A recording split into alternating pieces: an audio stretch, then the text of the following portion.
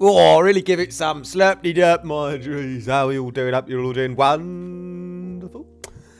We have got some brand new music out on the label. You can pre-order it now. This is still a cellophane. Is it cellophane wrapped? Sealed CD of Dieter Thomas Heck, Hautner, Die Geschichten meiner Stars. So that's a good one. That's out on Friday. And then we've got this is also out on Friday. This is Helga's top music. I don't know if you can see that. Yeah, good old Helga with a Henneman with her hen.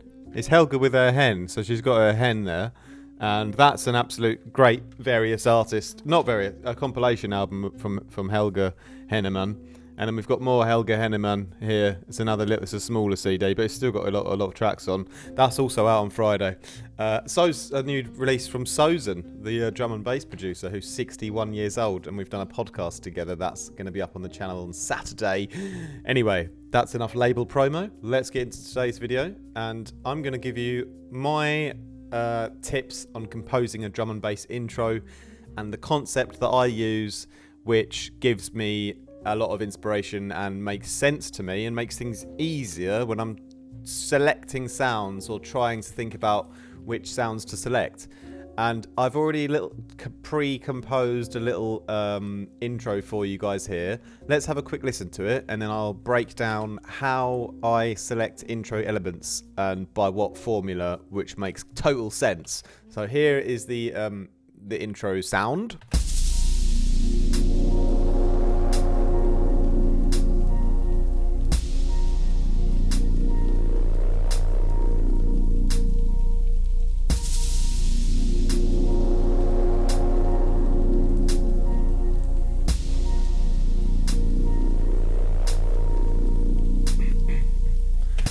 Okay, so this would be like the very, very, very first part of a track. We're just setting the scene.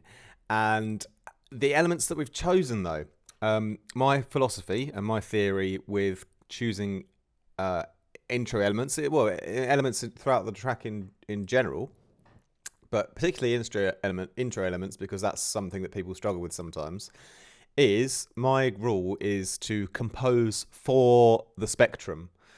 So what do I mean by that? If you pull up span, we can look at the frequencies.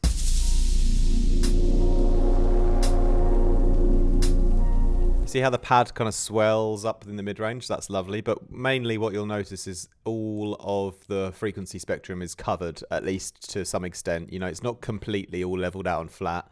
It is only the intro, but it's still pretty much covered from top to bottom.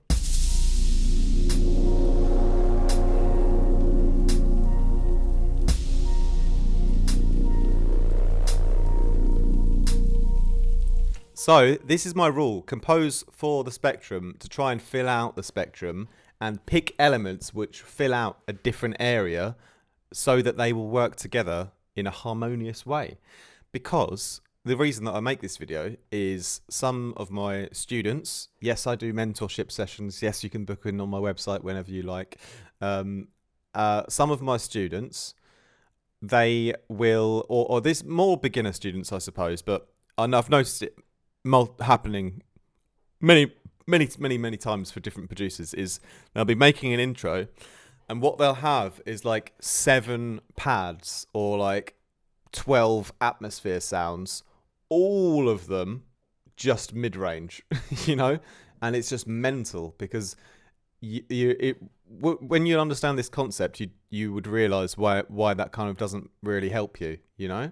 So what we want to do to make a really clear intro with a lot of separation between the elements is think about, what can I use in this part, what can I use in this part, what can I use in this part, what can I use in this part, what can I use in this part, and have everything separate. Okay, so here I've got 8 great sounds, and it sounds very clean, this intro, and simple but clean and effective, and each element has been carefully selected to fill out a different part of the frequency spectrum. So we can start from low to high. We've got a kick drum, which is just doing an impact atmosphere. It's got a ton of reverb on, This is a kick drum from my latest preset pack. There he is, shilling his presets all over the universe. My latest preset pack, Pioneer. This is called the Slick Kick X. And let's solo that. Okay, it's like a relatively flat kind of kick. You know, get the preset pack. You can tweak it, change it, make it better, perhaps. You know, I'm no expert. But this kick is perfect to use for an impact sound, because all I'm going to do is just close that, and I'm going to just rag it up in a massive reverb, convolution reverb. Use the convolver for that. So I've got this epic intro kickmosphere feeling. Wonderful. Then a lot of the high end I'm going to take out just to push it even further back. So it's really, you know, this sort of cavernous, wonderful experience, you know, for the listener. Okay, so we've got this big kick impact atmosphere, cavern, delightful audio nugget. Wonderful. And we turn it down a little bit in the mix to minus 3.3, as that's the Lord's number. And then we continue with a drone.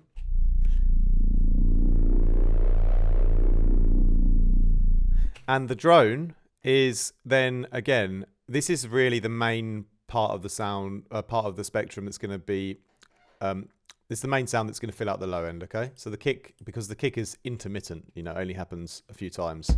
But it does, you know, it does fill out some of the low end. It kind of stays around, it lingers for quite a while because of that reverb, but that's fine. It's because it's quite low in the mix. The drone, however, is really just taking up all of the low end, and it's doing a bit of the low mid range, okay? So we're composing for the spectrum. We got the kick and the drone filling out all the low end. That means anything else we add on afterwards, it better not have any of that low end in, because we've really done it already with the drone especially. And so the drone, I've used a Vital preset, also from a previous preset pack. I think the most recent one, whichever that one is on my website, I forget the name actually. But this is the Naughty Tension Sir, and it's kind of a bass in a sense. It's a bassy drone, let's put it like that. I've just taken out a load of the high end, just to give it more of a softer drone quality. And then I've just side chained it to the kick. So we've got, yeah, just a big kind of dip, right, just for the kind of sort of transient of the kick, okay, just to get that out of the way. And but that's then, you know, filling out all the low end. So we can start from low to high, kind of makes sense. Like you would start filling out the low end first. So this will go on our master so far. Now the drone does a little bit of mid-range stuff, but really I want to have like a fresh mid-range element now, because the drone is supposed to just do the low end really, you know. So this is where a pad comes in, and in this case, you know, just picked one pad and I'm composing everything else around it. You know, I'm not using 7 pads at the same time, because that makes no sense, you know. So again, I'm using one of my Vital presets, the Saw of the Red Sea, which is a wonderfully sort of classic sounding pad.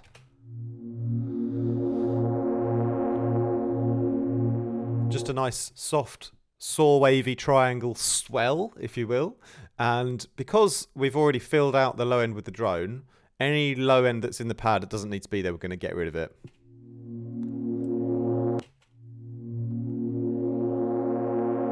I'm sort of going to take out sort of below 200, you know, smoothly.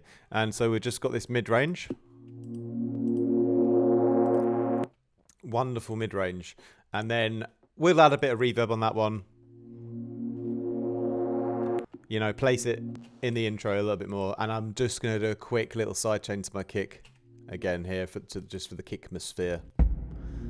So those are the only 2 sounds that I'm sort of sidechaining to the kick, because they have quite a lot of low mids in them. So together now, we've got a kick, a pad and a drone. And let's take a look at our spectrum as it slowly builds up from bottom to top. So we've got wonderful pad, and we've really... I composed it with the gap, so you have the pad with the drone, and then just the drone, and then the pad with the drone to give a bit of, you know, breathing space. But yeah, because we're kind of building a bit of tension. But yeah, again, looking at that span again. we've really got a good chunk all the way up to 800 already, you know? So at this point, I'm already thinking, okay, kind of done the whole mids, the whole low end, you know, what can I use in the high end? But yeah, at this point, some other producers that are more beginner might feel they have to add more pads, more low end, more atmosphere. But really, this is already filled out the spectrum. We've already filled it out just in those couple of sounds, you know? So the next thing I want to add is a little more of a sound which will sit slightly above the pad. So we're just sort of going a bit higher. It's not quite in the high end yet, and this was sort of a bonus one I added in at the end. And if we take a look on Span here, this is just a choir pad from Spitfire Labs. But I've chosen an octave where it's sort of just the, you know, kind of the middle part of the mid-range and then up to the high part of the mid-range.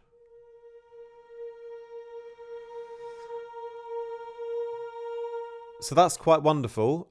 I wanted to process it though to make it a little bit more interesting. So I've just added a bit of filter movement. So it sort of filters down and sort of fades away. Chucking on a bit of reverb, just making sure none of that low end is really in there, and then delaying it. And this is working in a little bit of a call and response pattern with the pad. So let's check what we've got so far with these 4 elements. Now the choir comes in. So we're just adding a little bit of extra content in this sort of 400 to up to 4K or so, or this kind of area, you know, the higher end of the mid-range. So that's just coming in there for a little bit of extra fun. Now we'll do like you know, again, I'm always thinking, where does this element sit naturally so that it will be in the right place in the frequency spectrum? So next, I wanted to use a natural instrument, and I'm going to pick one that is naturally sitting higher up in the spectrum. So I'm not going to pick like a French horn or, you know, a double bass, because I've already done the low end, you know. So in this case, I need the high end instrument. So I'm going for a piccolo flute.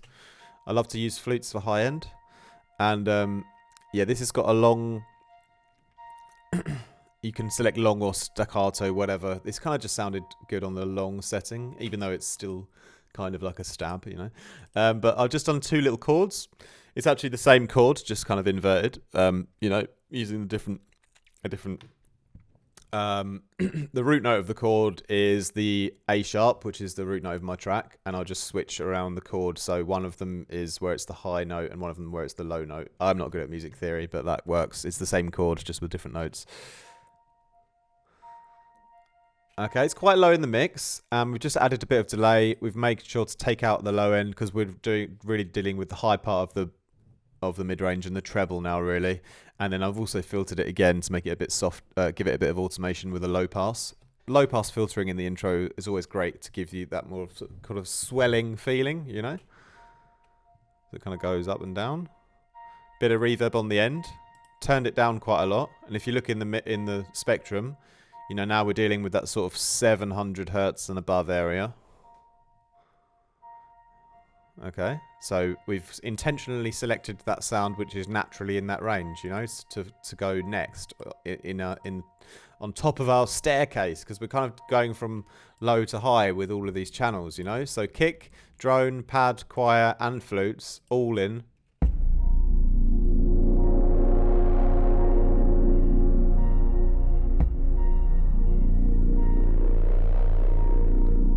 You see, we started to fill out all sort of up to 2K. It kind of drifts off a bit after that, but we've got that, you know, next part higher. Now we're going to add in 3. I'm going to finish this tutorial up now because it doesn't have to be this long.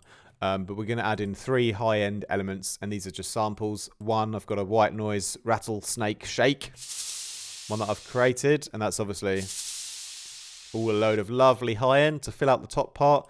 Then I've got a metronome kind of hat. I've just picked out a really natural hat sound, a natural hat recording with a lot of low end in it. I've taken that low end out, but it's a natural hat recording because I like natural hats. And then room sound, added a tiny bit of room sound. Shout out my student Ant, who always comments about when I say room sound on every video. So room sound. I'm going to get a t-shirt that says room sound on it. I'm all about the room sound. What can I say? You know, you're making music, putting stuff in digital spaces, you need a room sound. It's just no other way around it, you know. We've got a channel EQ to finish up on this wonderful sample that I just added in right at the end, which is a sample I recorded myself years ago with this microphone. This is my Tascam DR08, and I've customized it to give it like a little fuzzy bobblehead thing on it, which is great. That just protects it from the wind. And this is the microphone you'll see me using when I do little videos outside in random locations.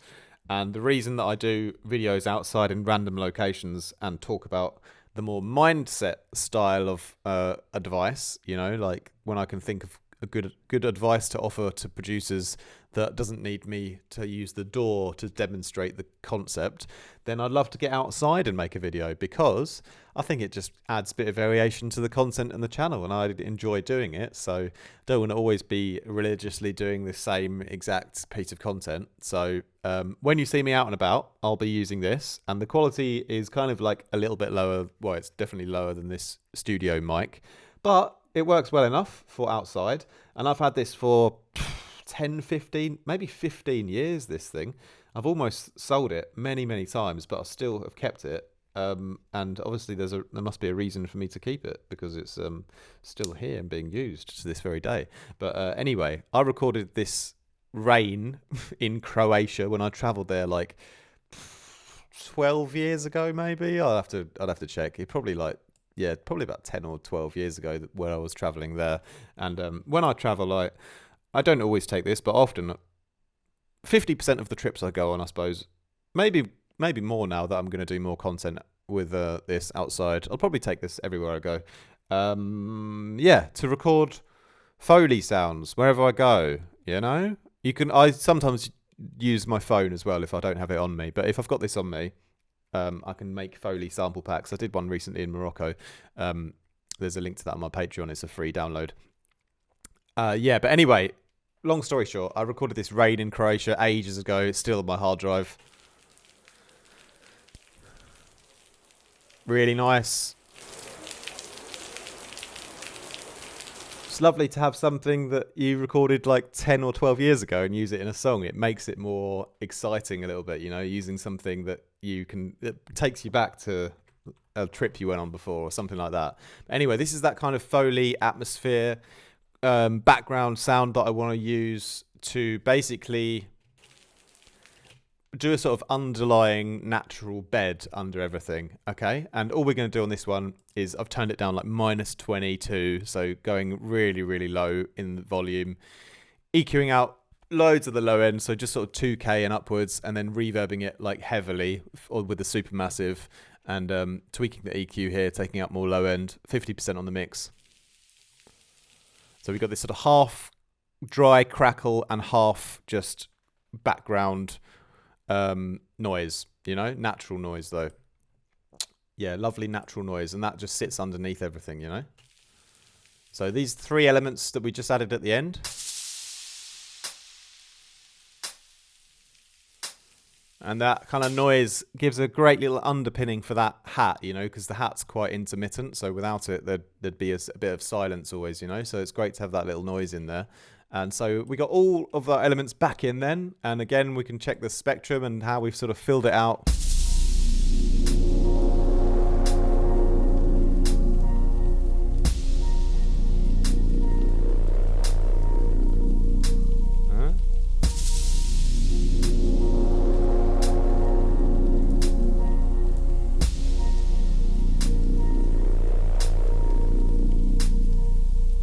Very nice, wouldn't you agree? And, you know, we haven't used 12 atmosphere sounds. We haven't used 12 pads on top of each other. We've been very careful to choose sounds which sit already in a certain part of the spectrum and then use that as our puzzle pieces to put our jigsaw together. So I hope that video was helpful for you guys. I wish you guys a very creative rest of your week. Peace out. Much love. I'll chat to you guys very soon. Take care.